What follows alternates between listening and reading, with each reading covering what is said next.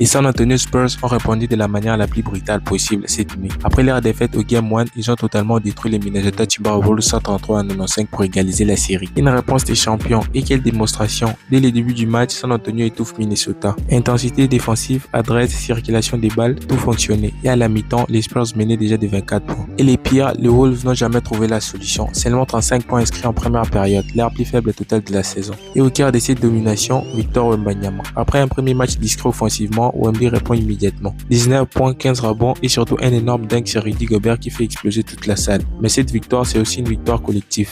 Les rookies, Stephen Castle termine meilleur marqueur avec 21 points et au total, 7 joueurs des Spurs terminent avec 10 points ou plus. Une attaque impossible à arrêter. En face, Minnesota s'écoule complètement. Anthony Edwards limité à 12 points, même chose pour Julius Randle, la défense texane les a complètement éteints. Et pendant ces temps, à l'Est, les New York Knicks remportent un énorme match face aux Philadelphia Sixers, victoire 108 à 102. Et désormais, New York mène 10-0 dans la série. Contrairement au match précédent, cette fois-ci, c'était un vrai combat. 25 changements des leaders, le plus haut total dans un match de playoff depuis 2011. Et comme souvent, l'héros s'appelle Jalen Brunson.